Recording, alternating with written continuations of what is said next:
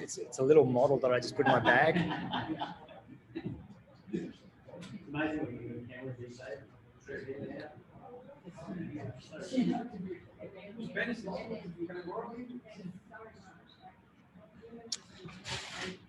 Hey Daniel, hey Brent, hopefully you guys can hear okay.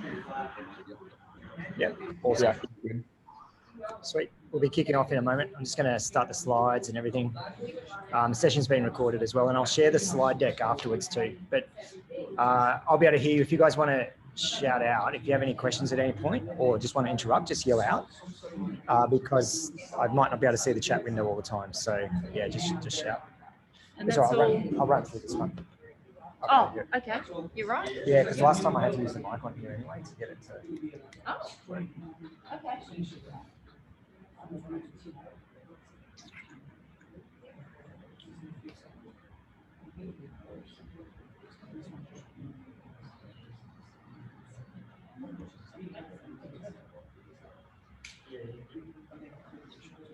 Is that better?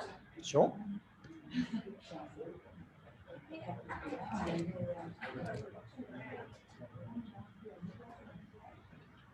Oh yeah, anytime.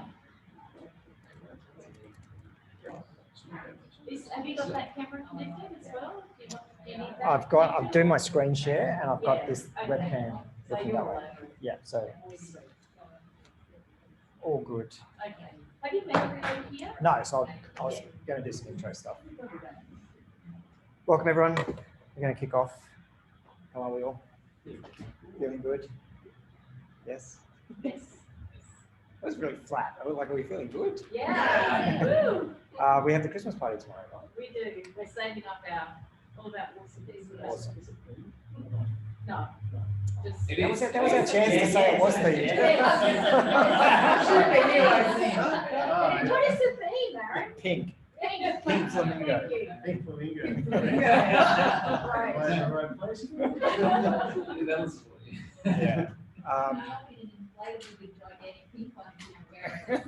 No thanks, but you can. Cool. So everyone here know each other. Yep. Oh, Dennis. Everyone knows Dennis, don't they? Oh, Ruth, the back of the room that's going to be naughty the whole entire class. Doesn't know most people. Okay. Well, how about we do an intro and also share something that the people you do know in the room don't know about you. So do your normal intro. Who are you? What do you do? And then also something that the people in the room don't know about you. So sunk in there. Yeah. Anyone want to go first? I'll go first. Deb, community manager. Something you do know about me? Don't know. Don't know about you. Both of my parents have passed away. That's good. Or maybe not. Maybe you feel really good about it. I don't feel good about it. It's just what is. Okay. It's fine. You might not have known that about me. I didn't know that about you. There you go. Okay. Now you do. Yeah. Anyone else like to go next? I'm Dennis. I'm an engineer, and I also run a small software web development company on the side. And something you probably don't know, I lived in Switzerland for 6 months as a work placement back in 2002 from university. Sweet. Whereabouts in Switzerland? In Birkby, which is near Zurich. Oh, awesome. Yeah, working for ABB. Okay. Who'd like to go next? Sure. I'm Ian from Sminder. I teach people to become finance criteria. It's something that you don't know about me, but I am the best ever. Oh, that's tough. Oh, did someone say yes? They wanted a joke. How exciting! What do you give a dog with a fever? Fever. Mustard is perfect on a hot dog.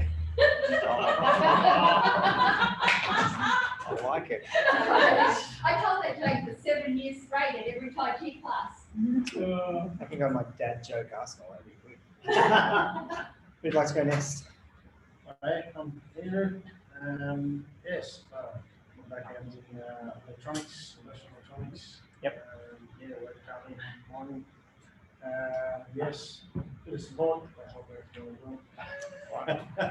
But yeah, something to know about me. I don't know. Like cars into hot rods. Hot Do a lot rods. of work with, yeah, little tea buckets. So, Yeah, nice. on the side. Cool.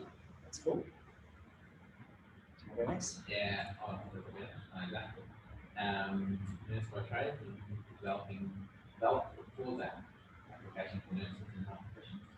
I think that my first job was a pizza shop. It's a flipper. Free pizzas, you know,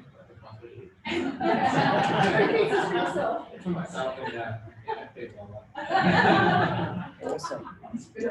If you were rude, So we're doing quick intros as who we are, what we do, and something that the room doesn't know about you. No pressure. Right. Yeah. Trish, performance coach for Mackin's Adrenaline, and I don't know about me because I take cold and I just got the chlorogenic tank not long ago. Minus 160 degrees. Wow.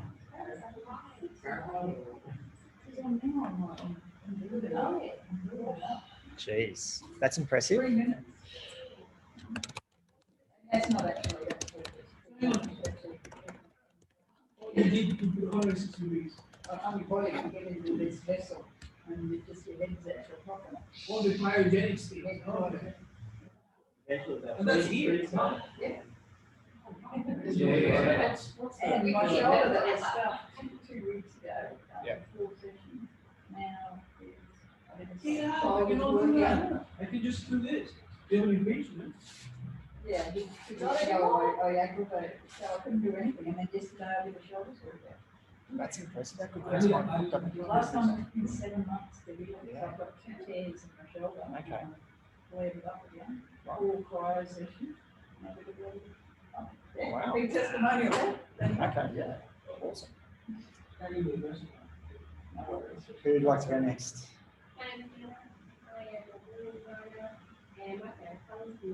That comes blue. Revealing. Before you get it. What shade is it? Up the back, maybe. Yeah. Fidel, and that's one thing you don't know how many is in uni, I dyed my hair red. Awesome. Are we going to see? No, it was short. So I used to listen to 311. There's a rock band in 1996, and it's gold and reddish colors, and I thought that was the coolest thing to do. That is awesome. I think you're right. Yeah.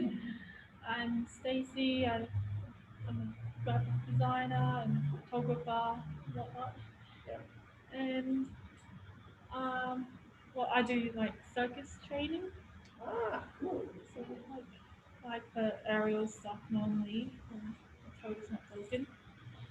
But That's yeah, aerial hoop and trapeze. And cube. Yeah.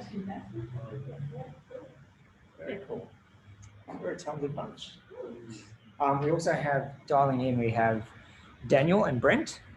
So welcome, guys. Can they see us? No, they can't. I could turn my screen around. Oh, no, that's okay. I was like waving to the Zoom camera. You can keep waving if you want. It's okay. But today we're talking about sales funnels. So this one's really a workshop though, so there'll be a lot of doing. We've done the intros, and of course, if it's not working, you guys know me. But yeah, so I'd encourage you to have paper and pen for this one. This one's something where we're going to sit down and we're going to do exercise. So if you need to go grab something, feel free to grab something. If you need to borrow something from someone else, I'll just go and get some for everybody. sure. And while we get set up for that, I just want to sort of go around the room, and who knows much about sales funnels? I used to be in ClickFunnels. ClickFunnels. Yeah. Yeah. Good way to learn all very much. Yeah. Yep. Yep. Has anyone designed their sales funnel before, or like consciously thought about their sales funnel? I do a little bit of work on some stage pipeline. Yeah. And working out the different stages of interaction and where people go from where and timelines and things like that. Yep. Right. Yep. And you have, Design a couple of landing pages. yep. Okay. Diversity sales. Also, Check some and customers. Touching in there. And those are like colours.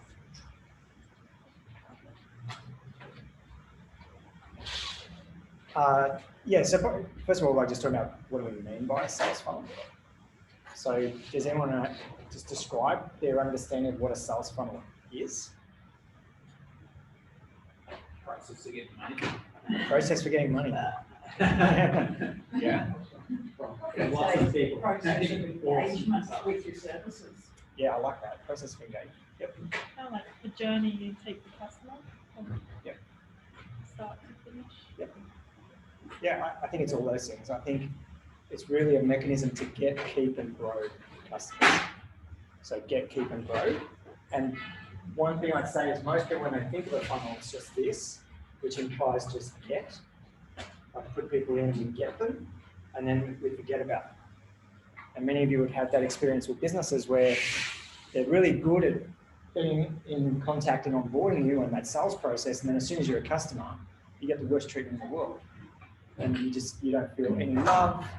It's like, well, you really wooed me and loved me when you were trying to get me to be a customer. And then once I'm a customer, you completely forgot about it.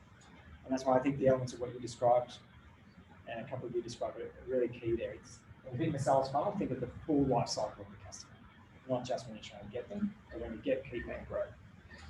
And so when we start, we need to actually know who our customer is.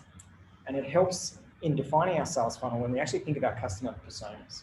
So we actually think of real life customers, which is great if you already have them.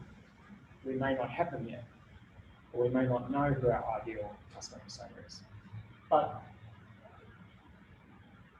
we talked about this before in different sessions, but what a customer persona is basically a detailed representation of sort of one of your key customers. It's sort of like this customer embodies our customer base. You might have 2, 3, 4, 5, 6 personas, but notice it's not just like Fiona and she's 35 and she works at BHP and therefore she uses our software because of that. It goes really deep. So you look at things like their relationship status. Do they have kids? What do they do sport-wise? What's their attitude towards health? What are their frustrations in their role? So pains and gains. What are their pain points in what they do? What are their goals in what they do? What are they trying to achieve in their role? But then also things like, what influences them? Who do they follow? Who do they, what brands resonate with them? What are the brand archetypes? Are they a Qantas fly or are they a Virgin fly? Because they're two very different brands. What things do they do? What are their hobbies? What are their interests? Where do they hang out?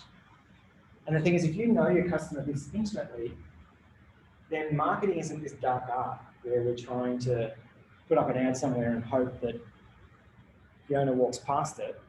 And instead, we know exactly what to say, how to say it, and where to say it so that we reach Fiona. Does that all make sense? So it's very common to walk into a startup and see customer personas up on the wall, like real customers.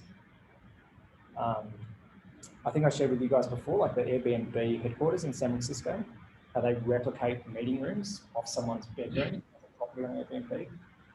And that's because every time a staff member walks into a meeting room and sits down and it's an exact replica of someone's house off Airbnb, they immediately think of the customer.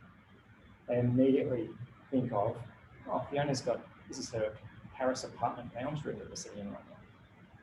So that customer-centric focus drives this sales funnel process. So what I'd encourage you to do right now is, let's take 3 minutes. Actually write down a customer persona, like think of a real life customer you have. If you don't have a customer yet, imagine your ideal customer. Who's got the problem that you're solving for? So just take that time. If you have 2 or 3 different customer archetypes, like with yours, like the health department versus the nurses, for example. So you can think about users versus customers, for example. The person paying for it separate from who's using it. But really just think about a couple of different archetypes of people that embody the person that's using your product or service or having the problem that you're solving for. So we'll just spend a few minutes on that.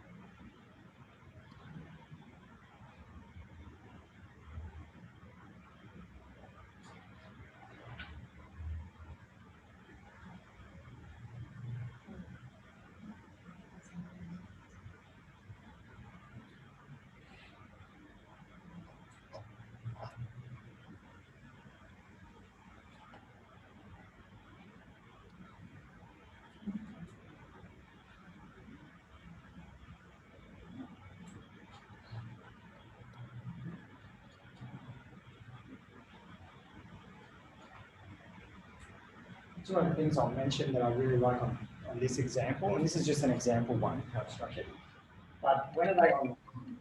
Well, that's really interesting. So at what point are they on the internet consuming stuff? Now notice in this one, it's early morning, afternoon. Now if they're in a business role, they might be online in the sense of, you know, at work in front of a system or in front of something. Like how you measure online might be a bit different as opposed to whether they're socially online versus whether they work online, for example. And the other good one I like on this is what social media platforms are they on? And you can actually expand that a little bit, not just what social media platforms are they on, but what media are they consuming? You know, do they read the local newspaper or do they look at a national news website? Do they just get their news off Twitter? Where do they consume information? And for mine, it's two different types of social media. Yep. They're very much more about professional staff, you know, progressing and talking about a career. And on Facebook, that's, you know, talk about nursing the job or, you know, what they do in their career. Yeah. It's not that progression sort of, yeah. Yeah, totally. So, and I think that'd be true of most, is the different channels have different uses and then different ways that we leverage them. Is anyone struggling to define a persona, like a customer persona? A little bit, yeah, because a lot of what I do is more, it's not so much the people that are online sort of world, it's Yeah. more on the physical real world. Yeah. So sort of in that context. Yeah. So we started with that with the night, and that's a lot of differences. Yeah. And Yeah. There's some similarities. Yeah. I think it also depends on what stage you are in your business cycle, and there's different lens you can apply the sales funnel process to think about a different customer archetype as well. So like for me with Peak Persona, we have three, even though we focus on founders, we have three distinct founder types. Like there's people who have what I describe as that they're typically new to being an entrepreneur, that they don't have strong routines or habits or structure, and they're sort of living in chaos. Like life is completely out of balance. Then there's those who are typically okay at business, okay at what they're doing, but they're struggling to sort of find their voice, like they're struggling to be authentic or stand up on stage and own what they do. And then there's those that are just like unlocked and they're scaling up and they need help unbossing themselves, like removing themselves out of business. So then what I do is I label specific people that have come through, like our members of our community, and we end up calling them, well, that's the Yazzie G persona. It's actually Yaz. We sort of label the person.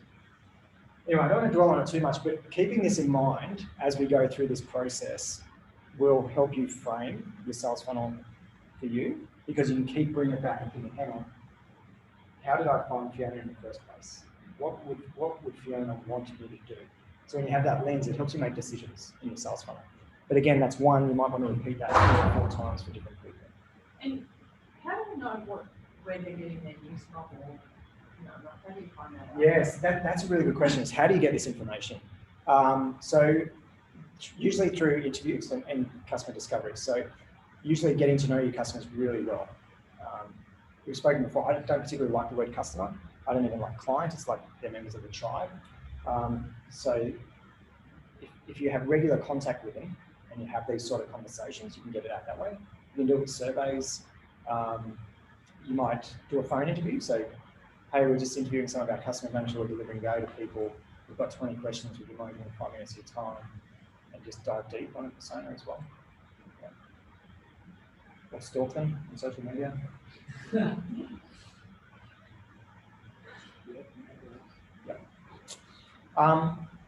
Mentioned in one of the previous sessions about the story brand approach to marketing. And I'm just going to bring it back in here because in some ways it ties back to our sales funnel. I just want to re-emphasize this point. Most businesses, when they're marketing, make the mistake of marketing saying, we are amazing and here's all the features of our product of what we do. And the analogy I'd say is, when you go to Bunnings to buy a drill bit, and all the marketing of it is like, we make our drill bits out of titanium, guaranteed sharpest drill bit for the next 10 years. Do you really care? You didn't go to buy a drill bit. You went because you want to drill a hole in your wall to hang up the family portrait. And really, even then, what you really want is the feeling you get when you look at the portrait. So there's actually an argument that when they are selling a drill bit, they should be just advertising the hole in the wall or whatever it is, right? So I know that's a bad example, but the point of it is we typically have marketing wrong because we make it about us. And we make it about our products and features and benefits, features. And what we need to do is flip it all around.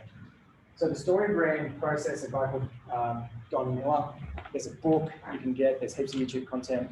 We did a previous workshop on it. But we make the customer the hero. So, and this is the format every movie uses. You make the customer the hero, and it's all about them. They're the hero, not you. So the customer persona on the last slide, Fiona, she's the hero of the story. She has a problem. And your marketing should talk about problems. And this is where it'll come up in the sales funnel. We talk about problems, problems, problems. Because people come to you because they have a problem they want solved. That's why they're coming to you. They have a problem they want solved. Then you're the guide. Your role is to guide them. When you think of Star Wars, if you're Star Wars fans, you've got Luke Skywalker, right, the hero. He's got a problem. The evil empire, Darth Vader, meets a guide, Obi-Wan. The guide doesn't do the journey. The guide helps Luke do what he couldn't do on his own. Right, that's your job. It's not about you. No one cares about your business other than is it credible. It's about the hero with the problem, and you're giving them the solution. The solution should be as simple as 3 steps. Sign up for our product, complete our program, you'd have their right. And then something that tells them to take action and paints the picture of the happy ending or the end of the world if they don't do it. Think of Star Wars, the Death Star, going to blow up all the planets unless Luke saves the day. So we know there's a tragedy that was pending, but the happy ending is what we were going for. So absolutely. I'll share the slides afterwards too if you want them, but you can take photos. So I just emphasize this again when we're doing the sales funnel process to really think about, keep this in mind. When we're doing sales funnel activities, our job isn't to write to people and say, we're amazing. Our job is to write to people in this context. If they have a problem, we have a solution with a guide to help them get the happy ending they want. Does that all make sense? Cool. Heaps of content on that online. Check it out, audiobooks. He runs programs as well that you can do. I don't get any endorsement for plugging him. It's just a really great concept for marketing. No, his book is just called Story Brand, but This is basic. yeah. And also the Gaddy pitches are similar. Like there's so many bits that he's adapted into this. Yeah. So then this, oh wow, that looks funny on there. I don't know why it looks like that on there, but this is where we're going to spend a bit of time. And this is our sales funnel to get, keep and grow customers like we were saying. And we're going to break this up into activities. I'm going to explain it first, then we're going to break it up into activities and actually do some workshop time. So when we think of a customer coming in contact with our business, there's a point first, the awareness phase. And that includes awareness that they even have a problem, right? Going back to the drill bit example, because they want to drill a hole in the wall because they want to hang their family portrait because they want to have that feeling. They need to have that awareness that I actually want a picture on my wall before they've even bought the drill bit, right? There's arguments about, well, is that our job to educate the market? But just think generically, there's awareness. Awareness of the problem and awareness of you, and that's where we start coming into consideration. I'm thinking about solving this. Who do I need to, who's around? Who's in the market? How do they all compare? Who's doing what? So they're considering buying. Then there's the actual point of purchase. Then once they've purchased, this bit, the keep, retention, how do we keep them as a customer? Now what that means is a couple of things. So not just keep, so if they buy a product and it's a single-use product, there's an argument, well, how do we get them to come back to buy again? But also, how do we get them to buy more things? Or how do we get them to stay engaged? So even if they're not, even if it's not a financial exchange of value with you, how do we get them to stay engaged with you? And then finally, how do we get them to be advocates? So how do we get them to refer others, bring other people into the business, be your ambassador? So it's get, keep, grow. Get, keep, grow. This is what we're trying to do, is move people from the top end of our funnel, really wide end of the funnel, through to this end of the funnel. We're going to get the issue with the problem where you do analysis. Yep. Hey, I want to put a picture on a wall, and I think I need a drill bit. And then you come along and say, well, you know what? You'd be better off with a stick-on hook. Yes. And so what they think they need may not necessarily be what they actually need or what's best for the job that they're going to do. Yes, all the time. So, and that's in this phase. So across here, I'd say that issue's coming up. Awareness of the problem itself, awareness of solutions, consideration of the options, and that's part of your job. Is like if you're selling a stick, convincing them the sticks are better than buying a drill and a drill bit. So then this line, this word, just all it does is it has different dots of activities. So we're just basically saying, right over here at awareness, you could be doing broad stream media advertising, for example. Sending email campaigns, that sort of stuff. And as you move through, you can see all these activities. What we're going to do in a moment is actually focus on each phase, and you will actually come up with a heap of activities, and we'll actually do it as a group as well. The other thing I've got up here is I've mapped the things that we should be talking about in each of those, or focused on in each of those sections. So when we're in the awareness phase, a lot of your communication is about the problem, right? You're actually talking a lot about people's pain points. You're talking about the challenges that they feel. So in this phase, when you're doing like things I've suggested here, podcasts, ebooks, blog posts, that's all about the problem and the hero, the person feeling the problem. Then as we get here, this is more about the guide. So when they're starting to look at consideration, the guide, that's you. So this is where you're starting to write, you're starting to do more stuff about you. So that's why things like putting out reviews. How do you build your credibility? How do you build the authority that you are the guide for them? Once they come to purchase, this is when you start looking at the solution. This is when you're emphasizing the value that your product or service gives to the customer. So notice most businesses make the mistake, they put this way down here, and here they're talking about themselves. They put this down here and to all talk about themselves very early. But really, you're not talking about your solution until over here. Then the wow. So once you have the customer, don't do what most businesses do. It's like, we've got them, they've paid us, now we're going to forget about them. Right? You sign up for the gym and you never hear from them again. Meanwhile, they're offering everyone outside the gym like the most discount deal and free bags and all sorts of stuff. And you're just thinking, hey, we've been a member for 5 years and I'm getting no love whatsoever. So how do you wow the people that you have? And in here, we'll talk about other ways of delivering value to them as well. And then finally, how do you make your customers the hero so that they go and get other customers for you? And there's this technique, the humble cheerleader, really relevant in Australia because Aussies can't talk about themselves. We're all scared shitless of being chopped down and talk office syndrome and everything else. But you can talk about your customers. So advocacy in this stage is not just about giving a referral program to your customers and going, oh, you'll earn 10% if you bring in a customer or whatever. It's actually like, Jared's my customer. It's like, how awesome is Jared? Let's write a blog post about Jared. Let's talk about how Jared was this hero of this amazing story for BHP. He saved the day.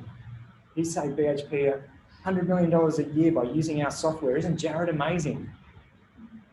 Right? What is Jared going to do? Put on LinkedIn, share with his mates. But the point of this bit is, again, we typically make it a program issue, or we make it about ourselves, make it about your customers. It's almost like, here, you are now appointed the grand poobah of ambassadorship of our business. So, straight to the ego, mate. Does that all make sense so far? Yep. So what we're going to do now, we're going to spend 5 minutes just individually on each of these, and then we're going to talk about it as a group and brainstorm, like share ideas. Brainstorm. So awareness, in the awareness phase, this is where we're trying to gain awareness of our customer types that are out there, that they have the problem and that they should solve it. So start writing down activities that you could do here. Now there's a ton, I've given some examples, right? So there's broad PR, radio, TV, word of mouth, online ads, email campaigns. I've also suggested books, ebooks, podcasts, speaking gigs. So look, they could all be on your list, but try and be really specific. So what I encourage you to do is, as you do this process, think exactly, like build your actual sales funnel for your business, down to the point of what are you going to do next Monday morning. So if you are writing an ebook, what is it on? If you're going to write a book, what is it on? So I'll spend a couple of minutes on that and then we'll share answers.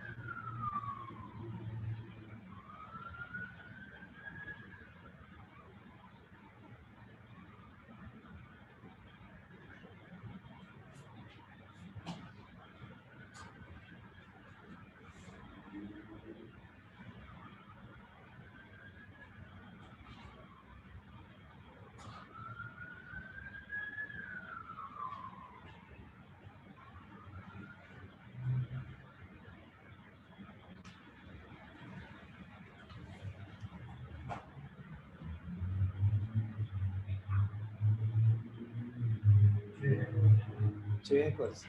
I was going to flip it and get you guys to come. Sorry, sit down.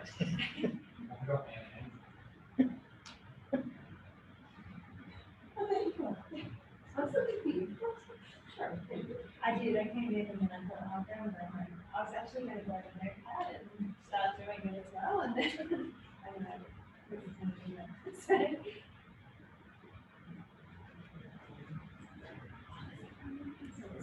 yeah.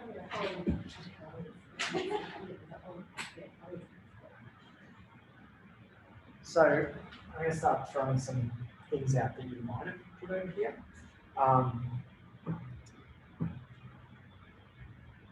So Athol, you could be talking about, top 10 tips that nurses should be looking for fatigue in the workplace, or stuff like the impact of shift work on healthcare staff, or how something about the challenges of the poorly managed timesheet process and the impact of that on the patient outcomes. Like the blog post piece, the awareness of the problem. People often have a problem that they haven't identified it as being a problem until something comes along and oh shit, that's me, yes. Yeah, and they start going, yes, yes, yes. So I'm a huge fan of books, ebooks, blog posts at that awareness phase. Blog posts where it's all about the problem. So stats, if you've got research to back it up, quotes from industry people, industry reports. The other thing that's not up there in this section that you could do a lot of is webinars.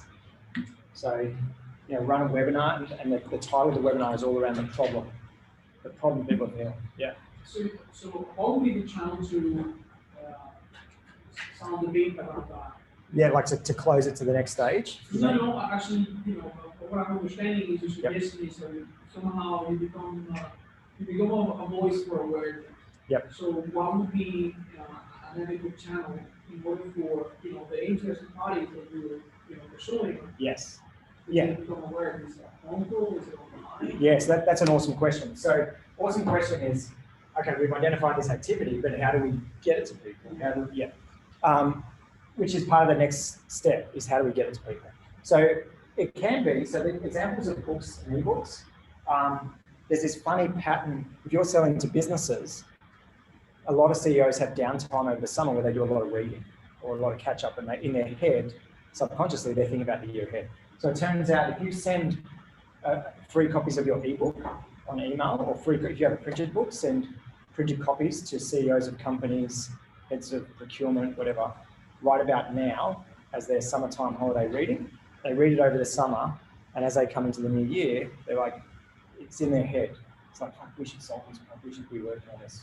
And you're also in there as a badge of credibility indirectly. So the other thing is going back to the customer persona. If you know the channels that they live on, it's hitting them on those channels. So if you know, like targeting my mum on Facebook is just not the right, she doesn't hang out on Facebook. For her, it's probably going to be direct mail, like you've got to go and put it in a letterbox. The other thing, I'd say direct mail is the most underrated thing that there is. Like, everyone's gone digital, there's so much freaking digital noise. If you actually put something decent in someone's letterbox, it's like a novelty now. It's like, yeah, that's something tangible. We did that share both. Yeah. Morton May, we went and did like a 5 down the river. Yeah. Try and get people just in that area. Yeah. Yeah, it's really good. Yeah, and the funny thing with letterbox as well is people tend to live with people of a certain demographic, certain type. So I know a suburb on the Gold Coast, like you go to letterbox that, you're getting business owners. They just happen to live together. And if you want young families, they tend to live together too. So if you're targeting mums and dads of young kids, they tend to be so yeah, really think about where your customer is. I don't know how relevant it is, like something like an association comes to mind. I had an interview in 2010 with Steve Jobs saying, that's why I don't like enterprise customers, because A, they don't know what they want, and those who do know what they want, they don't have a position in the actual buying. Yeah. Because why you prefer, all customers, but enterprise customers. Yeah. And I don't know, you can relate, personally, we're into enterprise, so me, I'm into enterprise customers. Yeah. I'm trying to find hard exactly how do we Yeah, so you have the challenge of the 5 customer archetypes within the company. So there's probably users of whatever you do within the company in the enterprise, but they're different to the person who pays for it, like whoever actually writes the check, which is probably different to the person who just has authority to decide, like procurement or something, which is probably different to the person who benefits from it, like the person who gets all the data and insights and whatever. And then you're going to have blockers because probably your offering removes someone's job or makes someone else's job harder, and they're like, oh, that's shit. Like, this is the most terrible thing I've ever seen. So you almost need to do tailored ones for each one, and then you have to think. So enterprise sales is really hard. Building a sales funnel for enterprise is really hard because it's almost like you're doing a brute force attack on them. It's like, well, first of all, we've got to get the people who have the problem to feel that enough that they're going to take it, look for a solution, take it to their line manager and take it to procurement, take it to this. So that you almost need like a battle plan for each stage. And enterprise sales is really hard. Like you might have a 62-day sales cycle. Actually, Sharon can probably speak to that way better than me. Yeah.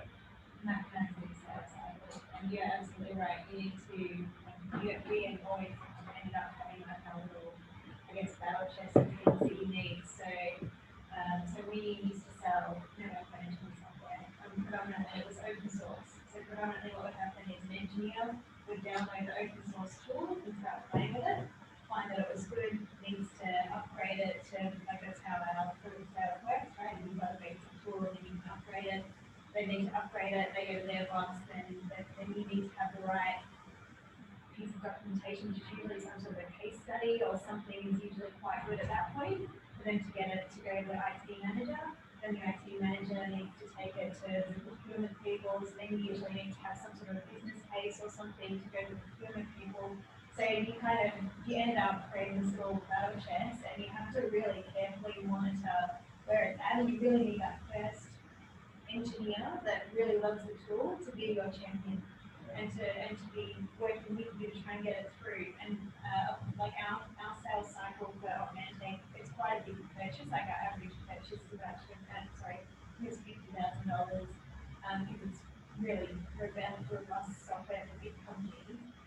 But it takes 9 months usually for us to get sales. Yeah. Oh, there's a perfect example too, but you could probably check. Yeah. But I think one of the key things I took from what Sharon just said was at each point you're thinking about the friction of that human in the enterprise, of what they have to do next in their role to get your product in. And it's like, their boss is going to ask for a case study, so have it pre-ready to go. It's like, your boss is going to ask for this, here you go. If you need information to get it up the line, like if you're writing a proposal internally, we'll help write it. The most powerful document that we ever had was when we were really early on when we were trying to sell stuff into Mexico. We went in to one of the early customers and we wrote an internal report for the customer, and the customer presented that to his boss. But then we basically said to him, "So all right, we show this to other prospective customers, they can see the impact that it's having on your business." Essentially, it was written by our organisation, but it was for their company. And so then we would take that report and then we'll go to the next person and say, "This is an internal report for another customer like yours. We've removed references to that customer. You can use this." And what that does is it kind of gives that proof that your competitor or someone similar in the market is using this tool and getting these benefits. So it creates that little bit of promo as well. It's hard to create promo in enterprise. Unless they think you've got a competitive advantage or their competitor has an advantage over you. The perception that that's impartial.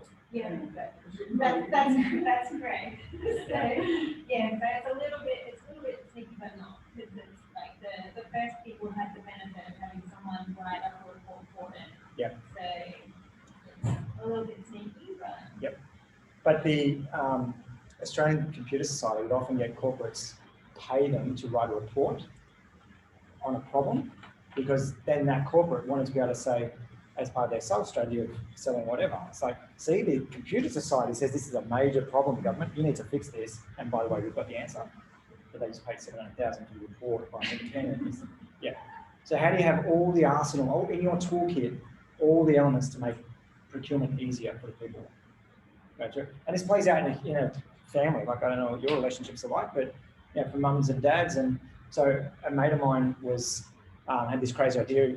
He was unfit, and he's like, well, fuck it, I'm going to go learn to be an MMA fighter. And there's this program called Winter Warrior that targets dudes that just like want to train.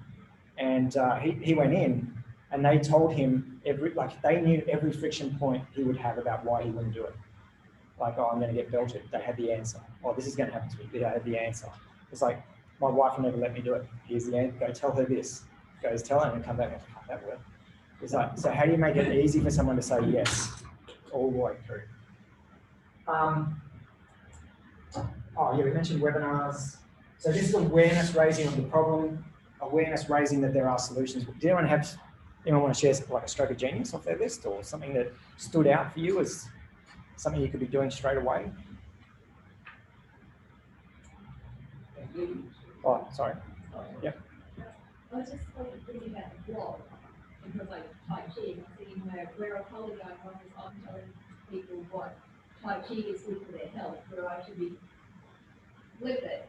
They have about this health problem, whatever, and then tell them that Tai Chi is that what you mean? Yeah, because I realised that like I'm writing my blogs about Tai Chi, so if they don't know what it is, they just turn off. Totally. But if I talk about you've got chronic pain, like Australians have chronic pain, sometimes it's hard to get up and do this, blah, blah, blah. Tai Chi is good for that. Yes. Because I would never read something that said, had Tai Chi in the title. But if you said, you know, sedentary work practices are a bigger health risk than smoking, and here's how you can solve it, it's like, oh, okay. It's the new cancer. Yep. So if you tell me my problem, I'm like, yes, I want my problem solved, rather than telling me the solution straight away. Humans are a bit screwed up that way. Anything else that stood out here, Karen? So what you could do over the summer, if you have downtime over the summer, is like write an ebook, write 7 little PDFs, write your top 3 lists of whatever, top 3 things, top 10. People love the quick fix, and again, it could be a problem, like the top 10 most common mistakes that CEOs of mining companies make. Or something, I don't know. Or Trish, there's a ton of stuff in your space you could be writing about around the problem space and how, like, it wasn't a mine site context. What would that look like? And they don't have to be long, just short, snappy. Then the question becomes, okay, how are you going to send this out? So just go through your list and think about, okay, if we had these action items, how would we get them to the people we want to get them to? So how are you reaching them? Maybe this is as simple as well as being a speaker on a panel. So if there's an industry event, you want to be out there on every panel, every event. Like, just put yourself out there. You've got to build your own profile. But how do you become, not just your business, but how do you become the world leading expert in this stuff? Absolutely. Yep. Yeah, so I've got some stuff in here where we start putting metrics to this. So then how do we know what's effective? Because what you might find, like, not to spoil the punchline, I'll talk about later, but you might find when we send out the ebook to CEOs, we get this type of customer who the lifetime value is $1,000. But when we do webinars to the local Chamber of Commerce, we get this type of customer whose lifetime value is $15,000.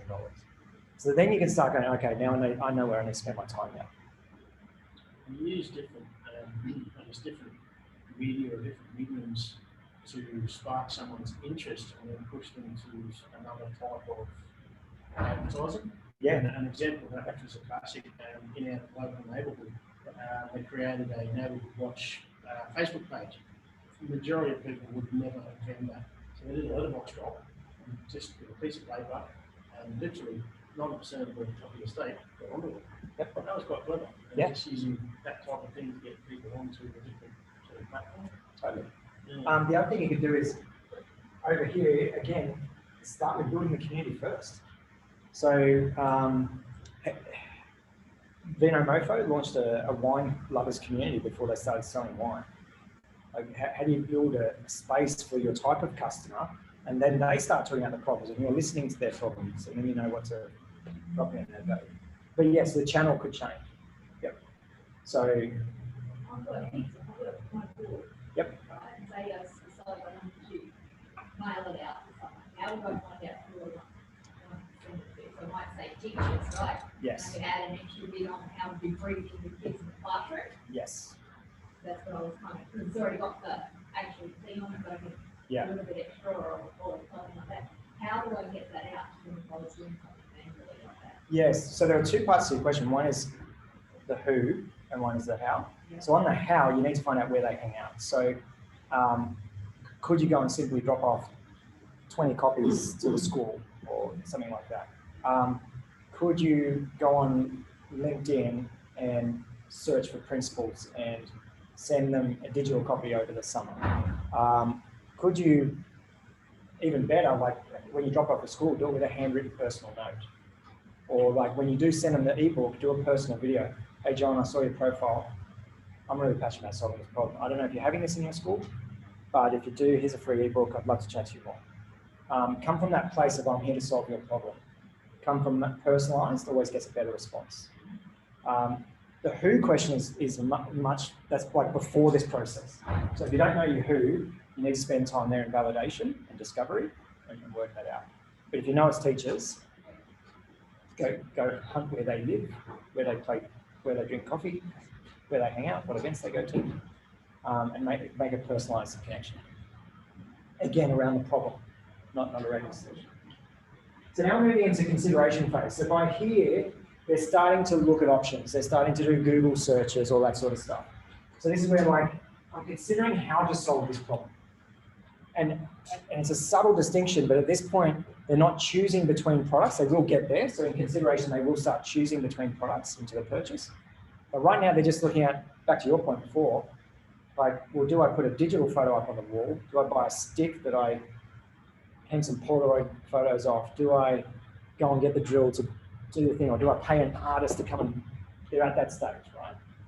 So that's maybe not the best example, but they're looking at all different options. They're considering, they're doing Google searches. So let's spend a couple of minutes here. What are we going to do? What content are we going to create? What activities will we do to help them through the consideration phase? So this is moving from considering all solutions to considering you and competitors. I think that's where we around data. Like you've got them, they're looking at your whatever it is. They really keep them. It could be about, I guess it could be about data.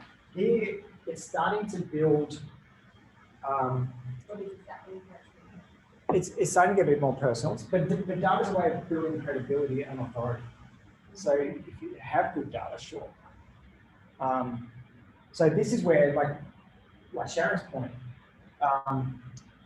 here's how Augmentek solved it for I don't know, Google, right? But you don't word it that way. It's like maybe it's a case study, maybe it's framed as Google had this problem and this is how they solved it, and Augmentek's like mentioned in there, but it's not a, you know what I mean? So what you're proving at this point is credibility and authority of you as a guide, but it's not by you standing up saying, we're Augmentek, we're awesome. Yes, you're making them the hero. Look at this other customer, look what they did. Aren't they amazing? Because you're just a guide. So this is where if you have mechanisms for reviews, sharing reviews, again, blog posts. You could even do like webinar type stuff here if you wanted to do it as a case, like sharing a case study. So this is where even at this point, you could be doing a panel session with some of your previous clients. You could do a podcast interview with a previous client. How did you solve that problem? Because your goal is around building credibility and authority of you and your solution.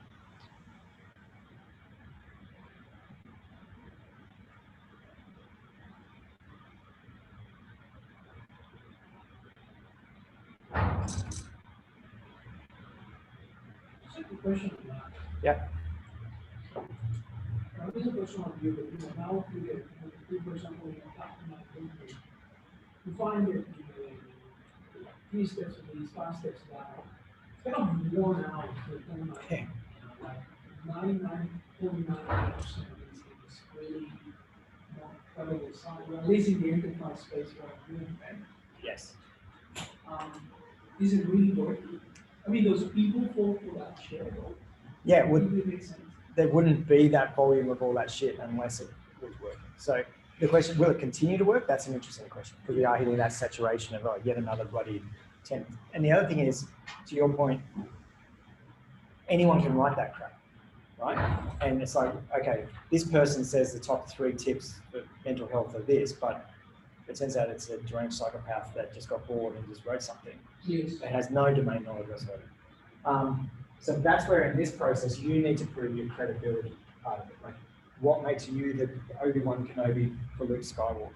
Pete Evans can do it. It gets really scary. Like you're right. How do you prove credibility? You know, and so it's a really good question. How do you stand out? How do you stand out from all that noise and be seen as the voice? And I think, you know, there used to be a thing. So one of my early businesses, we talked about, you always had to have 3 touch points in this phase before a customer would be aware of you. So we would send, we would do a flyer in the mail. We do like advertising in hotel magazines. So people who ran hotels, there's magazines that target them. We do printed ads in there. And then about a week later, 2 weeks later, we would do a direct mail brochure. And then a week after that, we'd go in, door knock, just cold arrival.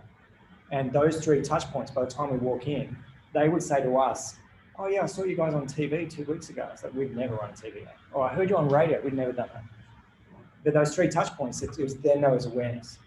Now, Gary Vee says it's something like you got 37 because you're bombarded every single bloody instant. So you need to have a lot of touch points. So to build this profile, you can't just do the top 3 tips. You've got to be on webinars, you've got to be out there on stage, you've got to be speaking, you've got to have produced the LinkedIn article, you've got to have done the ebook, like have a book in the market. Like enterprise might be a bit different, but definitely consumer market, you've got to do a lot. And like Pete Evans, he's everywhere, right? Like for a while there. So people go, oh yeah, I see him all the time. It's incredible. If not, but you know what I mean. It's sort of like seeing these within. Yeah. Yeah. Well, that's how George Christensen, he said he actually was told that the best way to get to get promoted in somewhere is just plaster your face everywhere, and that's what he did. He just put his face on every poster around the place, and that's how he achieved it. Good. You'll make you need to see It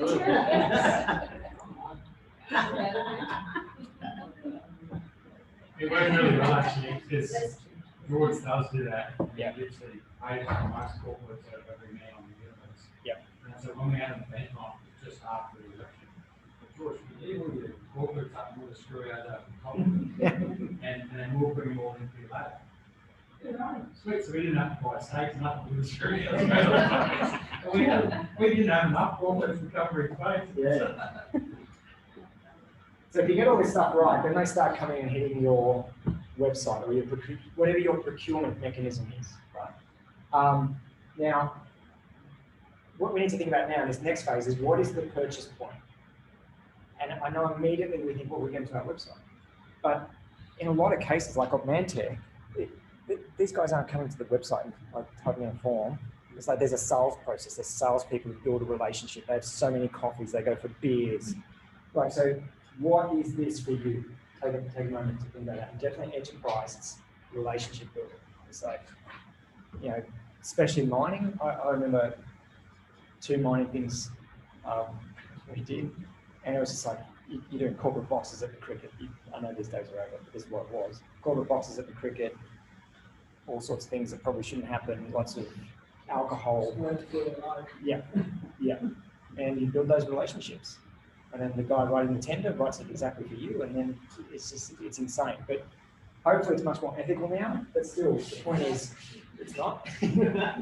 What is this process for you? Don't just think website. How are you getting people to a transaction?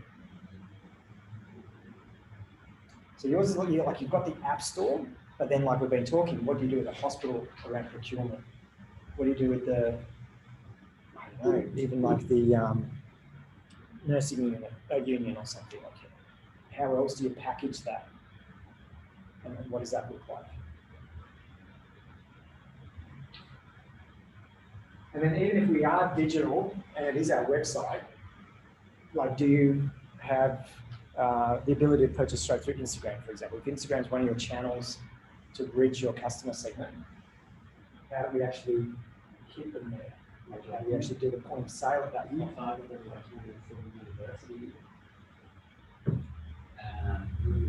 Is that nursing there? Yeah.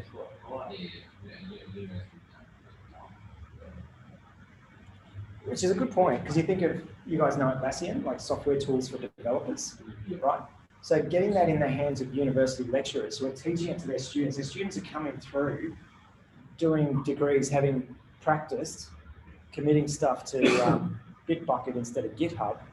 Like they're like, of course they're going to come into a business and go, well, we use Atlassian. We should procure Atlassian.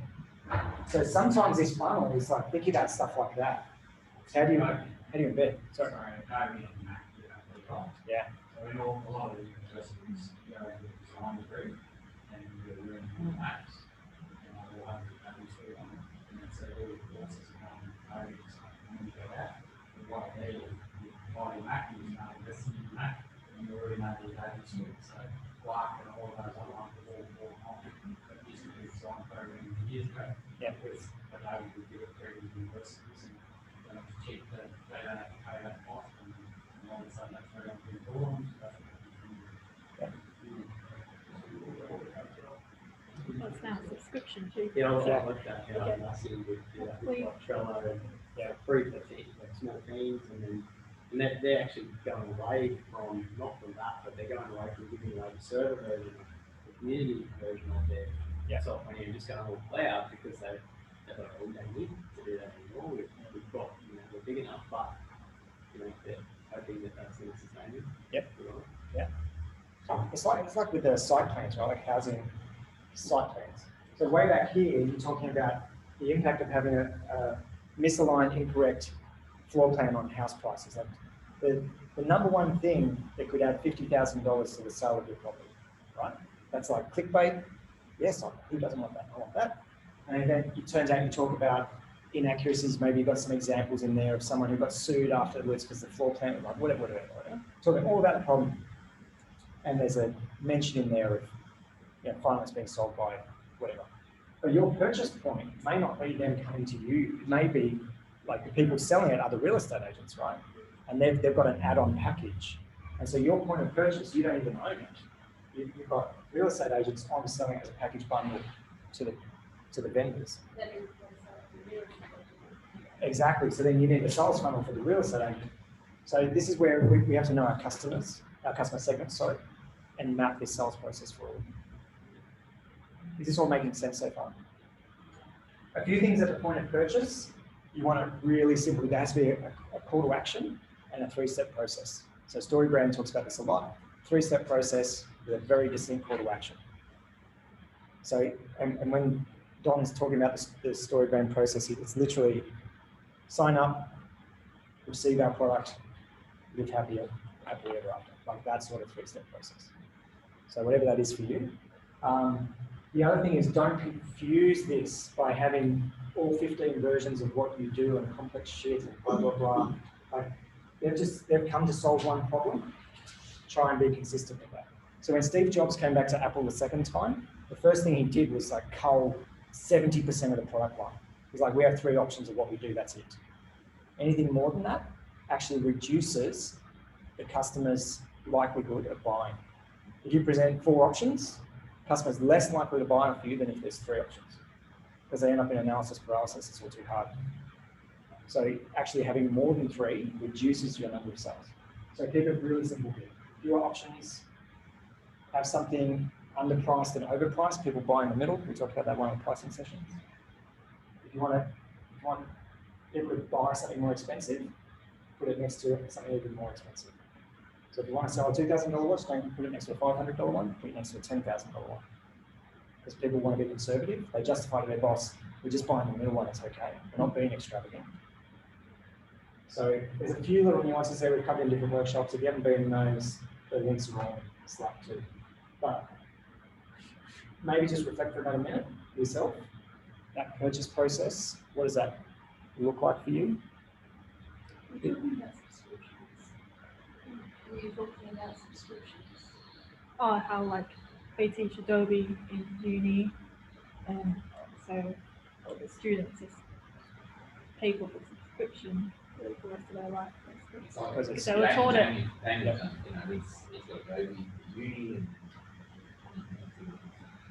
It used to be able to buy products, but now it's a subscription. Yes, the classic, all-time classic of that I've is spent almost Dolomite kid, 10,000. accounts from big Commonwealth bankers, in primary school. Yeah, I'm still Commonwealth because of Dolomite. That's what Barefoot's always going on about. He hates it. Yeah. He's sucked in all these Aussies Yeah. with their little credit card. Yeah. Yeah. Yeah, exactly. Like Absolutely. smart salesman. Yeah. Yeah.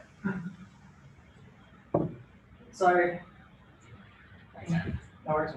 So in some ways this feels like the easy part once we get them here, but we do tend to lose a lot of people at that point as well.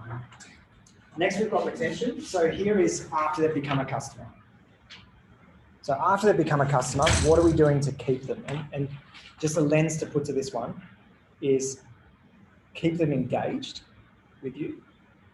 So even if you're not selling them anything else, how do you keep them engaged in case something new comes to the market, or in case you want to use them as a case study, or make them a hero, or whatever else? But how do you keep them engaged?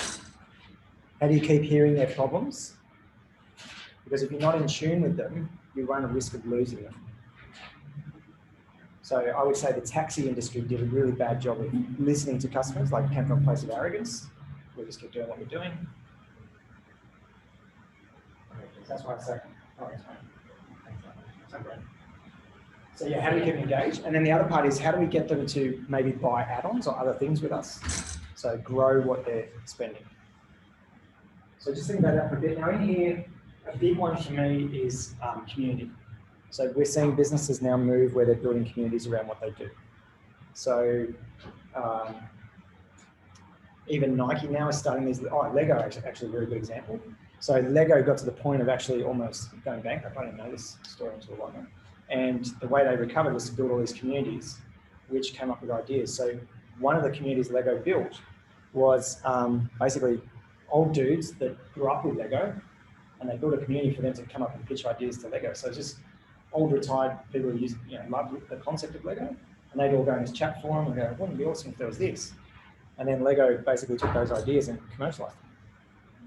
Yep, made them. And they attribute a heap of their new ideas that came from that, new kids, whatever.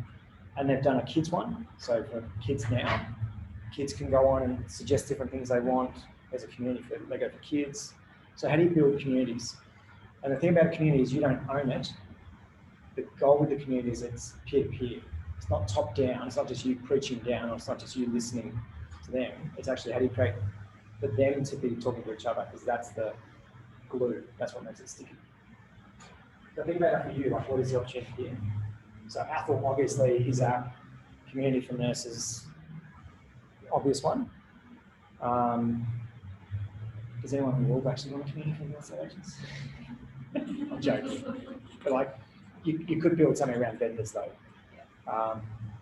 Or maybe even, around vendors. Yeah, think about the opportunities with community, think about the opportunities to upsell, think about the opportunities to do case studies, to gather information and data.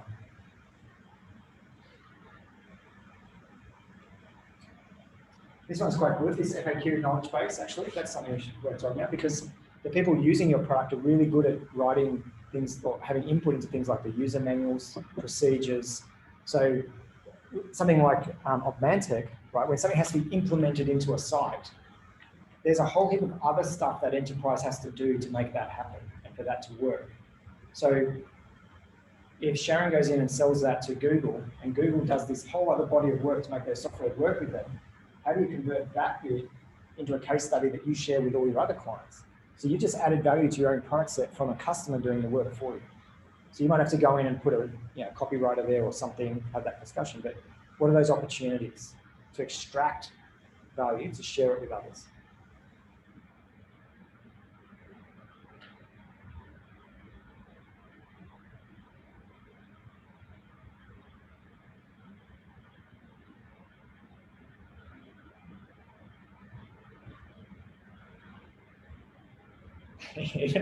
I'm like wishing I could write down. I want to do this myself. That sales funnel sucks. So last one is advocacy. So how do you convert, like get referrals? So get people coming out of your funnel who help you bring more people into the funnel, right? So you can do things like affiliate programs that offer trailing commissions or something to introductions. You can have a leaderboard system. People love, like, how do you gamify people by human behavior? Attach a leaderboard to some stuff. People are competitive, love that. It's like who introduced the most people, who introduced whatever. I mentioned before ambassador programs where you actually anoint someone.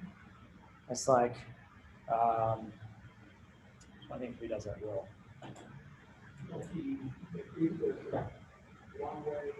One key Yeah. solution to whatever. Yeah.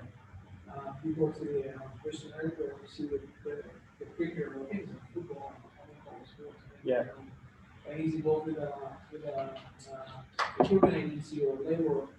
Yeah. They were hired agency, and I think 3 years later, or something, they were sold to massive labor management. They were hired. Yeah, and the influencer side is really big. Even back here, like sending your product for free to influencers in the hope that they use it, share it, write a review, even without a specific ask. So some friends of mine had a jewelry business, and they would just send free jewelry to so many celebrities, just hoping it would be on that one red carpet photo, and then bang, just that one product would go off, and then just keep going, bang, one product would go off. So. But yeah, and then you have to be careful, obviously, because if that influencer becomes under the influence of something else or loses their reputation, you can be tarnished for that too. I think women, you've seen women, I don't know if they do all that stuff up here, but they are organization named the amazing job between there's quite a few actually mental health type organizations that that use that shared experience and create something that's yeah, that's good. One thing to think about here is the motivators of your customer persona. So if it's enterprise and you're offering anyone who introduces a lead a commission payment, $100 for any lead introduced, they might have a policy internally that they can't take that payment, or it's like corruption or bribery, or so you need to think about what motivates them. So think about your customer base. What's going to motivate them to bring other people into the platform? The other big thing here is just telling the stories of your customer, like we talked about before, make them the hero. So, and again, in enterprise, make the human the hero. You can make the enterprise, the company the hero, but also make the human. It's like John Smith, head of procurement, took a risk on a thing and it paid this and it did this. And, how do you be like John? That's the story, right? Be like John. So then all these other people out there that want I want to advance in my career. I want that recognition. I want to do that for my company. I want to be like John. They'll come into your sales funnel. So this is a lot about being that humble cheerleader to your hero, to your customers. How are you feeling? That all making sense? This is super interesting. Cool. Yep. That's just a nice way of saying it. There you go, start implementing. I'm really sorry. No, all good. The next thing is every single moment is an opportunity to wow the customer. So just think about this. How do you exceed? How do you wow someone? Every single point of interaction, how do you wow them? And well, we can have 22 hours. No, one. How do you wow them? So I'll give an example of this. So during COVID, I couldn't go to the gym. I couldn't exercise, and I was just putting up my soul because I need exercise for my mental health. And my partner, she said, oh, you should check out this guy. He's an influencer. He's into fitness. He sells these rings that you can hang up and do exercise on. And he has all the, like, and I'm like, oh, this is awesome. So I paid for these rings, $60. And they arrived in the mail. It was the most underwhelming experience ever. It's like an Australia Post satchel bag, just with like 2 wooden rings and like straps sort of just like loose. And it's like, this is shit. Even though I got exactly what I paid for, well, that's not true. What I bought was this amazing physique. Because that was the vision, right? Like going back to why we buy stuff, that's what I bought. But it was just such an underwhelming experience. There was no, like he could have put in there a personal handwritten note, which I'm not saying I needed that, but he could have. He could have put in there a little QR code, scan this, we'll download our app, here's 7 exercises, here's whatever. Here's how to hang the strap. Like anything is better than nothing.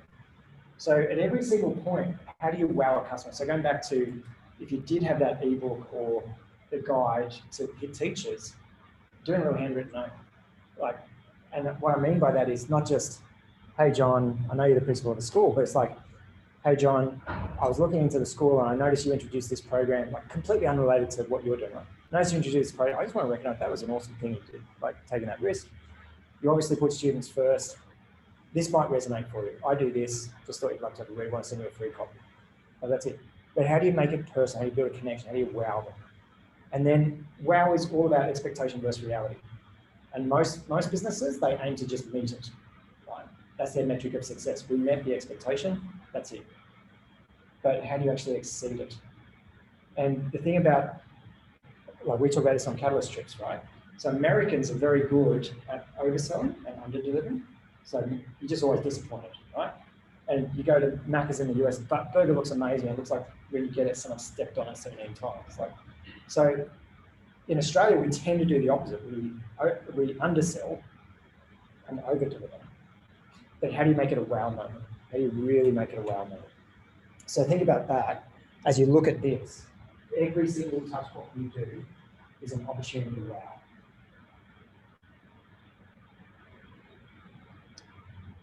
This guy who sadly passed away last week, he's an amazing human. If you don't know Tony Shea, just look him up and read some of the stories and things that he's done.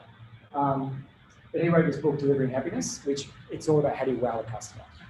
How do you wow the customer every step of the process. And also nice to do a shout out to him. He actually died in a result of a house fire. A great book, encourage you to read it.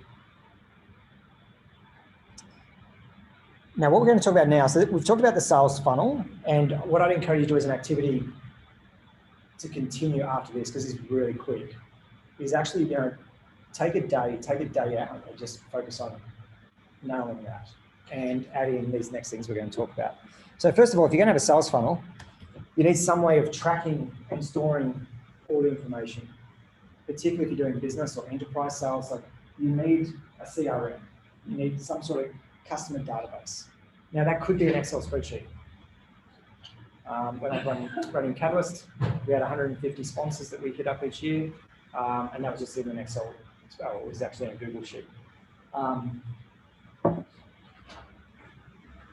Ones I've had personal experience, like HubSpot, is pretty good. Like our managers, they had 150 clients and they are in service and delivered great. It's housing a Google, yeah. It's just like, so in here you're storing the contact details of the person, when you last contacted them, who on the team contacted them, what was their response, what's the status or probability of conversion. So you can start using this as a metrics tracking thing of your sales funnel. Okay, we've got $2 million worth of sales leads right now, and we have a 50% confidence or 50% more likely to convert. But just to start with, just think of it as a way of, think of it as a way of how do you capture the contact information and the last point of contact.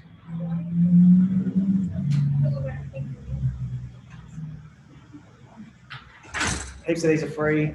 Don't overthink it, don't overcomplicate it to start with, just have something. Next thing I want to quickly introduce you to is we need to measure each of those stages of our funnel. And there's a whole topic on pirate metrics by a guy called Dave McClure. It's called pirate because there's an R acronym down here. But basically, you think of those stages of the funnel, we need to know how are we going at converting people at every single stage?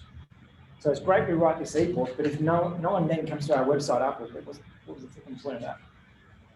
So there's two parts of that. One is in everything you do, you need a call to action to the next step. It needs to be really clear the next thing you want the person to do. So if it's the free ebook, top 7 tips for whatever, it's like at the bottom you could have a footer that says, if you would like a checklist for what to do in your workplace to solve this, we have a free checklist on our website, this link, and suddenly you've got to make your website. And when they download that, that's when they have to put in their email address to get it, and suddenly they're on your mailing list. And when they're on the mailing list, then you can track how many emails do they open, what emails do they click on, and there you can have a call to action. Buy now, get a free set of statements, whatever it is, right? But the point is, at every stage of that funnel, going back to this one, at every stage of the funnel, there needs to be a link. See how there's a link between the dots? A call to action to the next phase. And then you need to measure the effectiveness of what you just did. So the way we measure that effectiveness is to track. So if it's let's keep using that. Let's use a webinar. If you did a webinar, how many people dialed in? After the webinar, how many people downloaded the slides? So they went to your website, entered their email address to download the slides. Even the fact that they have to do that as opposed to you just emailing them the slides, right? It gets them to take action, you get their data, you can retarget. So when you start tracking these numbers, you can start then having some sort of insight into, okay, we need to be spending way more time on webinars and way less money on Facebook ads because you've got data to tell you the answer. How do you get that right? So initially it can be manually. So right at the early days, if you're just doing content pieces, blog posts, YouTube videos, you could just sit there and manually get it. So go into Medium, how many people read my post. It'll even tell you on Medium, like when you write a blog post on Medium, it'll tell you how many people started reading it, how many people finished reading it. So then if you had a link in there to click to your website, you could tell on your Google Analytics how many people got to my website from the Medium post link. You could even have a unique link to a unique page on your website, so you know if they're coming to here, it came from that source. So there's some manual things that you can do. Some of that is a process of setting up. Some of it is sitting there and counting YouTube video counts, watches, that sort of thing. Eventually, there's actually services. So there's actually software that you can plug in. This is a Gecko board. Don't worry about this at this stage. I'm just putting it in the head for awareness. But software startups often have dashboards around the offices. Everyone can see them. And they might track all sorts of stuff on there, like product time up, but they also can track their sales funnel. So there's tools that you can integrate that'll connect with your Instagram, they'll connect with your Facebook, they'll connect with whatever, and they'll pull the data for you. And they can even have like tracking IDs on the people and all sorts of stuff. But to start with, this is manual. But when I start looking at, so if I'd encourage you to do this at the end of a month, for example. Don't do this every day, you waste so much time. But at the end of the month, have a regular occurring thing, 2 hours, we're going to just analyze our sales funnel data.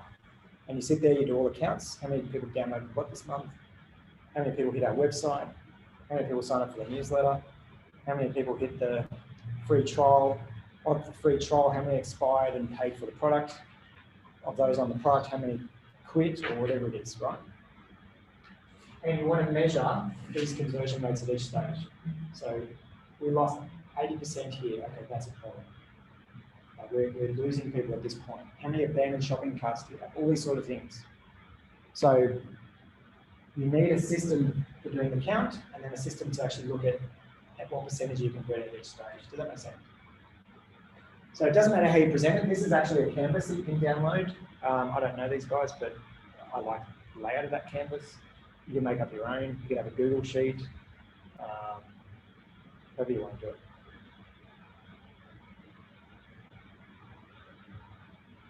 Does that all make sense?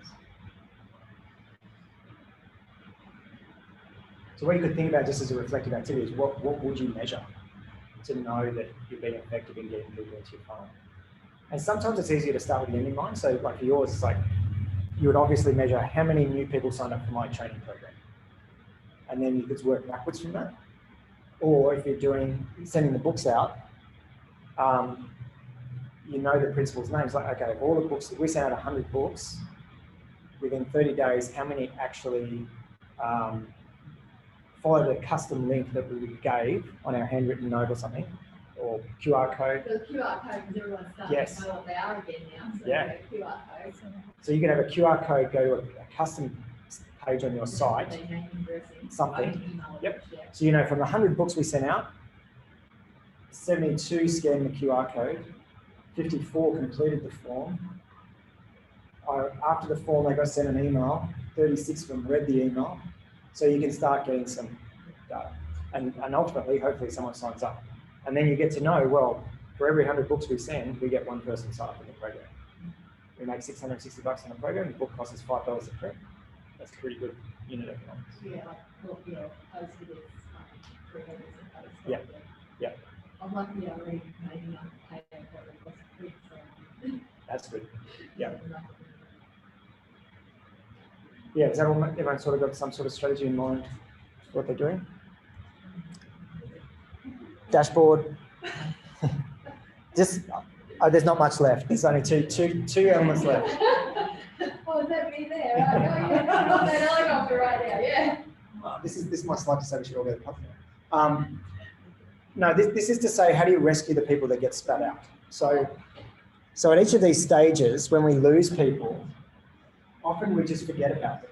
It's like, oh, what happened to the 17 teachers that got the book that didn't do the thing? Yeah, all the PTs that are coming through Kids Australia, Yes. I send them the information, right? Yes. And then I don't hear back from them. Yes. Like, so I've got that, I already got a group of people that fit in that box. Yep. In that box. So the importance of reaching out to them directly, I pick up the phone and talk to them, is you'll learn what their friction point is so that you can engineer around it. So back to Sharon's point before, like them optimizing their sales funnel of every friction point and removing it came about by talking to people who got stuck. Presume, I'm guessing. Yeah. Yeah, we were 18 months, then we were down to 9 months where how as a general rule, there's always some exceptions to the rule, right? Yeah. The friction point seems to be normal because they want to do a 2-day course and then be able to do the Tai Chi, be the trainer of the Tai Chi course. Right. And I could just make it like that, but they'll never be successful. They won't be able to do it, and time out Tai Chi will be done. Yes. You know, like anything. But that's what they want to do. They want to just. So when they find out that they've got to, it takes 8 weeks to do 2 hours a week, they're like, that's 16 hours. Couldn't you just do it on a weekend and we'll just fly to wherever? Or that's what the friction point keeps on being. That people don't want to spend some time learning it. PTs don't. They just want their CDCs over as quick as possible because they don't intend to really use it. Yes. So that's why when we're talking today about Get those people probably, I'm not going to change what they want to do, and I'm spending all that energy trying to make myself have the PTs love me. Exactly. And it's not going to work No. where someone else in another line, those other educational health professionals that will spend the time. Yeah, but also what we were saying today, they want the certification to be able to deliver their values. It doesn't have to be them delivering it. It's your content, your video. You just give them a certificate to show your. Yeah, so those other other two groups can do that, where the PT wants to be able to get the CDCs or deliver the program, but they want 2 days worth of training because they know everything. Yeah. And that's every time I ring them up, they're like, how come it takes so long? Yeah. Well, I can do a boxing class in 2 days and I'm qualified to teach people to the box. maybe make it more intensive and appeal to their competitiveness. Like, I'm not sure. Yeah, or create some sort of elitism around Yeah. it, so that only the elite personal trainers put in that extra commitments to So, like, yeah, sometimes with that sort of personality, it's actually saying, yeah, this isn't for you. Yeah. If you don't have the stamina to see through to a 4-day thing to do this the best way, then you're not out. Yeah. Like telling them that is like, fuck off, yes I am. Yeah. Well, that's what young girls actually signed up. Yeah. She'd didn't even do the steps to sign in first. Yeah. Gone straight to the senior program because that's the second module. Yes. Because she didn't come to the orientation, she thought she had to work through the order. Yep. And she's like, oh, I really just don't see how this is going to work because I've trained ladies of 40 to 50-year-old that are hot, go to the gym 6-7 times a week. I don't see how they're going to do this because they want to do something more challenging. Yeah.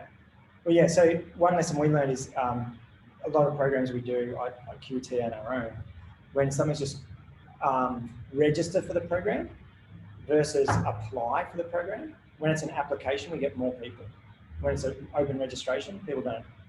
It's the most insane thing. It's part of that. Creates that competition. Yeah. Why become a timeout coaching? Yes. We don't do this with anyone. You've got to be fucking good. Yeah. Yeah. So, but the point of this one is actually, so all those people who hit your shopping cart and get lost at sea and never come back, they're exactly the people you want to be talking to. So all the people we spit out in those metrics at different points in the sales funnel, reach out and learn why. And that's how you, don't just optimize your sales funnel for the people saying yes at every point. Also do that process, get the ones that are lost at sea. Hang on, how did we lose you at that point? What would you have liked to have seen? What was the point that you didn't? Because there may be another whole million people that you just missed. So this is something we often forget. We bias to the ones that say yes and we forget to ask the ones that get stuck. So make sure you have a process for that.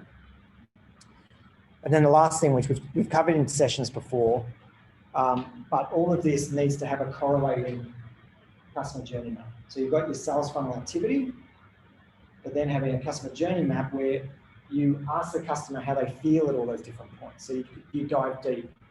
So this is a random example. I was looking for one, did some work with a super fund, and super funds are really interesting. They have this point after you become a customer of a super fund where you get really sad. And that's that point, you will sign up for a super fund, then you hear absolutely nothing for 3 months. And you're like, have they lost my paperwork? Like, what the fuck? Like, are they getting my money? Is my employer actually paying me? I've got no online access. Like, I think I've just made the worst choice of super fund. Because in that time, on their end, they're going back and doing their, what's the bank process? The identification process. They're doing all this stuff. So they're like, we don't have anything to tell the customer, so we won't talk to them. As opposed to, here's an opportunity to wow the customer and just schedule 5 emails. It's like, this is what we're doing on our side. While we're doing this, here's the top 10 tips for maximizing your super retirement, whatever it is, right? So anyway, the point of this is just to remind you, have a customer journey map that maps the feeling of your customer at every point through your sales funnel. So you know how they're feeling. It's like, all right, we need to send them this message at this time. Personal example of this, which ties this all together, is I just bought a motorbike as a gift for someone, but this company I bought it off, they got stuck in manufacturing, like they're trying to get stuff out of China and cut. So people have been waiting for these bikes for 12 months. But the owner every week sends me a video. They have a live call. So every week there's an hour on Facebook, it's like, ask me any question. Sends emails all the time. I've never had a better customer experience. And this is for a product that I paid for like a year ago and still don't freaking have. But my desire to stay with them and be part, it's like, they've got me for life, just for that. So, but they know how I'd be feeling. They're like, Aaron's probably feeling this. I'm going to drop him a personal video. Like, how epic is that? You feel like they care. That's everything. There's a good example of that. One of the islands down, all the way down to the Gold Coast, they basically set up a platform that was all fully automated. And the process you go through when you go over, it's the very common. And the process you go through is you book on their website, and as soon as you book on their website, it actually activates a customer experience. And that customer experience sends you an email saying you booked, and then following you up pre the trip saying, hey, the weather's looking great over there, this is what's happening over there at the moment, and then follows up and says, hey, everything's on time, look forward to see you tomorrow, it's a text message. You go through this whole process, you get more of the interaction points, and you get excited when you trip over this because it's giving you all the information. And it's basically just pulling the information out of APIs and stuff, and regurgitating it back out for yourself. But what also it's doing is because you're going through this process, as you go over there, when you come back, it asks you some questions. Hey, what did you get up to while you're over there? Yeah, fishing, where the fish biting, yes, where were they biting that? And it takes the information you've provided and then it throws it back into the navigation, back to the people that are coming. So it not only takes the aggregation of the APIs and the data, the weather and things like that, it also actually then puts the inputs back in. You're willing to input because you've got all this information. And you sort of go, yeah, this has been great. So you tell them everything you need to know. Which then arms them with the information they need to tell the next person who's coming over the line. And that is an automatic process that just continues the whole way through. Yeah. And all of a sudden, buying a ticket to a ferry, on a ferry, the whole experience has changed. It used to What just sort be, of map to all? well, it used to just be buy a ticket, put the car on, and go over there, and hope it's there, and come back and get back on. Now it's that full process where it takes you on the journey, it tells you what's happening. You've said why you're going, it tells you what sort of fishing, what sort of bait people are using, all these sorts of things. And then on the way back, you're willing to ride. It's awesome. And you respond to them because Yeah, you that's better good from for you. the. And then you're effectively then giving them the ammunition to do to the next one. And it's just a cycle of a fully automated. Hey, Daniel, we're just doing questions and chat, so you're welcome to chime in if you like. I don't have any content to go through though. Yeah, I'm sort of not really experienced in it, so I'm just happy listening. Cool, awesome. Yeah, I think I know the one you mean too, because there's one that I think it's an awesome example. They send, like, someone takes a beach sunrise photo, and even though you stayed there 6 months ago, they'll send it to you and go, like, as a reminder. So it's not just like when you stop staying there, it's like they keep sending you stuff. And it's like, To reconnect with that Reconnect. moment, that feeling. Yeah. And it's Remember like, that? yeah, we Yeah. did it. Remember your trip last year on yeah, whatever it was, like, Yeah. we got a discount on the night, if you want to come back, yeah, like, it's all that. Yeah.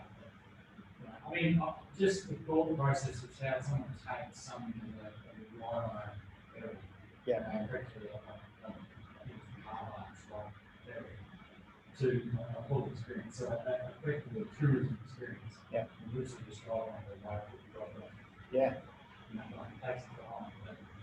And the irony there is you probably don't have too much of a choice about which ferry company. No, you no, use. yeah. It's not like they Yeah. have to do that, but. Yeah. I've got a feeling they're probably out in months. Yeah. Yeah. I can't remember which one it was, but, because I was actually speaking to the, how I was going to have the people to the system. And I was taking that through what they really want, they were adding on and sort of through that thing, and I was like, this is awesome. yeah, This is the stuff that, this is why, like, that is a website. Not just a website for the sake of a website, that is a website. Yeah. A tool that actually works for your business. yeah. There's a founder called Yana up in Cairns. She put me onto this app called Bonjoro. So it's just an app you can download from the App Store, and I think it might just be an SDK or an API that plugs into your website.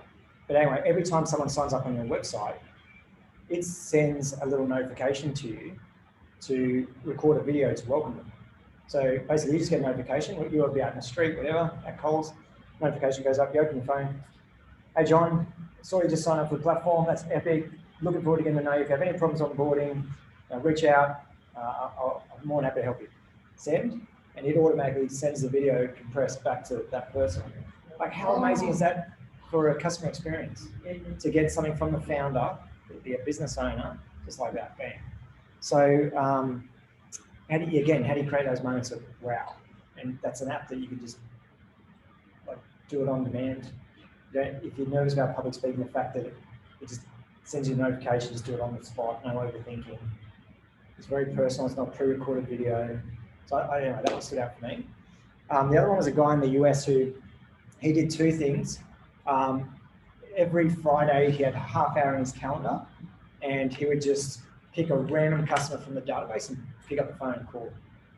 And it's like, and he'd do it every Friday. It was a practice thing he did every Friday. I'm just going to go and call someone for half an hour and not talk about the business or products, just what's happening in your life. Try and understand them a bit better. But he attributed customer stickiness to that and understand the customer. And what he also did was he would send gift baskets. So randomly, again, just pick a customer out of the database. Hey, we noticed you've been with us for 3 years. Here's a gift basket. Just want to say thank you for. Again, how do you wow people? Exceed expectation. But that's it. I don't know if you guys have anything to wrap it out, but that's. I appreciate it was a bit of a long one, and there's a fair bit in it. A lot of, like I was saying, a lot of those concepts, if you weren't part of the other sessions, a lot of them are sort of going to more different sessions. We can get back to those other sessions. Yeah, sure. Yes. And I'll share the slide. I'll drop the slides from this one into Slack. Despite everything I just said about sales funnels, I'm just going to put them in Slack with no way of capturing the contact details. And I'll I think Deb's got the recording of this session, so I think we'll get that uploaded too. Very good. Hopefully it's useful. All feedback always welcome. They're gone. So,